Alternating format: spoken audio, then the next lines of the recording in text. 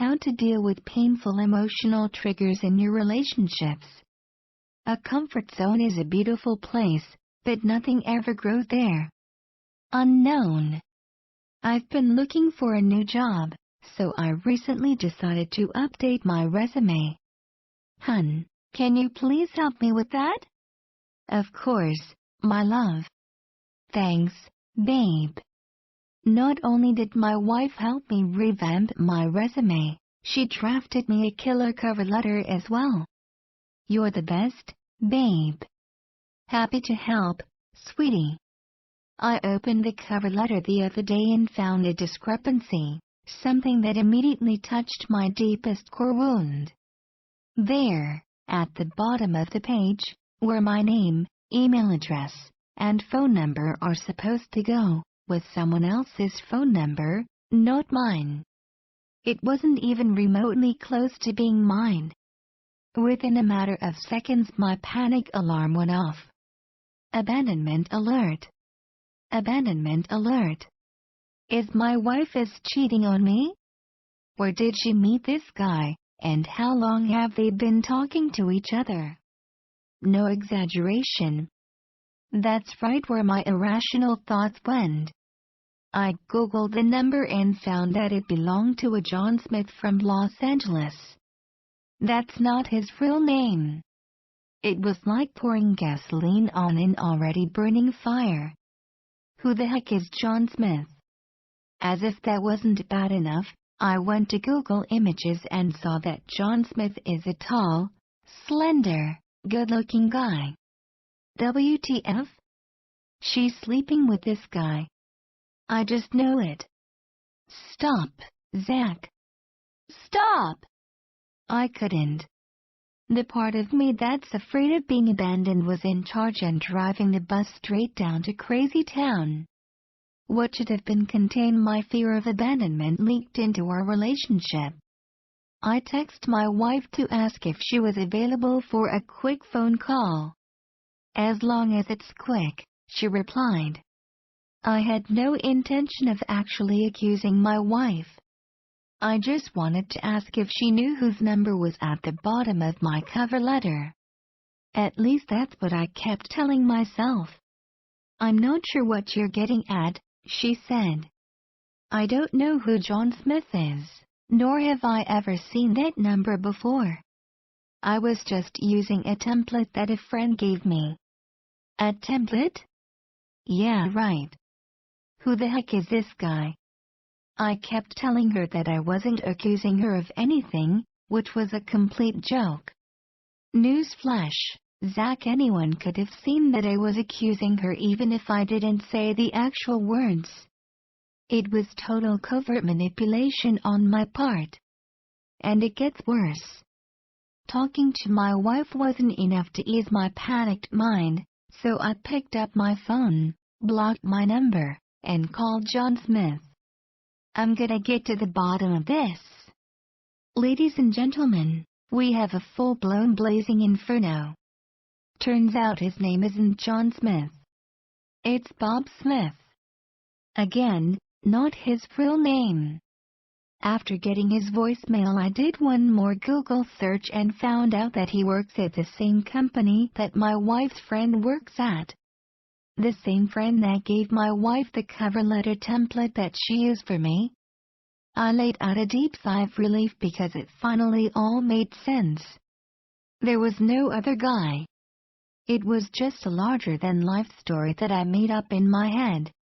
With the fire finally out, I took the steering wheel away from the part of me that lives in fear, called a friend, and told him what I did. In hindsight, it's something I should have done right from the get-go, but we have to make mistakes to learn and grow. Look, I get it, I was freaking out that day. Not because of something my wife did, but because I was emotionally triggered and in a fearful place. I assumed she was cheating on me, assumed being the keyword, and then I reacted by blaming her for how I was feeling. But why? Emotional triggers stem from our past, and they can be very painful. When touched upon, we become hypersensitive and we make up stories like I did. We react and blame someone else because we don't want to re-experience a painful childhood feeling. It's a way for us to remain in control rather than feeling out of control like we felt when we were little. It's a coping mechanism. An unhealthy one, but one nonetheless. When I was little, my mom died of cancer. It was painful and scary, and deep down that little boy, me, is positive that someone will leave him again. When that part of me gets triggered, it's the scariest feeling in the world. Containing something that's scary is difficult to do, but I believe necessary for our personal growth. I've put together a list of what I believe are healthy alternatives for dealing with thought patterns that can sabotage relationships in all areas of our lives. Remember, it's not the fear destroys relationships. It's how we handle them. Practice healthy boundaries. My therapist and I talk a lot about healthy boundaries. A good boundary acts as a block for all that wants to come out, and it also acts as a filter for all incoming and outgoing information.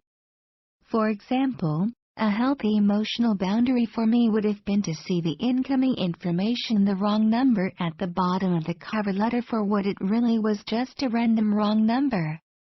My wife has never given me a single reason to doubt her, ever, and this is where my fears should have come to an end. But instead I allowed the false information to seep in and affect me. That's me having a bad personal boundary. Next, a healthy boundary would have prevented me from blaming my wife, because boundaries help to regulate how reactive we are. They help us contain everything that so desperately wants to come out. When executed correctly, boundaries help us develop a better sense of self because we learn to hold ourselves accountable for our feelings and our behavior. Share our fears with a close friend mentor. I called a trusted friend later that day, and he reminded me that I was reacting to a past experience. Zach, the death of your mother was completely out of your control. She didn't want to leave you. You're not a bad person. She loved you. Tears streamed down my face as he reminded me of this. I was finally feeling my feelings. The tension that consumed my body earlier in the day was gone. My friend encouraged me to write down all of the fearful thoughts that I had around this specific event. He reminded me that I'm powerless over a negative thought entering my mind, but not over what I do with it. Writing helps with this because the longer we stay in our heads with our fearful thoughts, the worse the problem usually gets. Feel our feelings. I'll never get over the loss of my mother if I don't learn to sit through my painful feelings every time they come up, and I can't sit through the painful feelings if I'm reacting and blaming someone else for how I feel. That's not me living my truth, and that's not me developing a sense of self. Truth is, it's scary when my abandonment wound gets triggered, but I'll never get over the pain if I don't learn to sit with it. What I should have done that day was allow myself to feel the emotional pain that was coming up for me and let it pass. That's me leaning into and working through the feeling rather than reacting to it. Remember, it's not someone else's job to take care of us emotionally. It's our job. I called my wife after talking to my friend and told her I was sorry. I told her that in the future I would do a better job containing the part of me that's afraid of abandonment. She didn't deserve to be blamed for a wrong number. That was all me. Bottom line, blaming someone else for how we feel doesn't solve our problems. Honesty, feeling our feelings, and ownership does.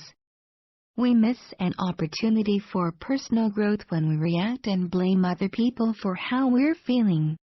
It's about progress, not perfection. Personal growth is a daily practice, and we're all worth it. Even me. Namaste.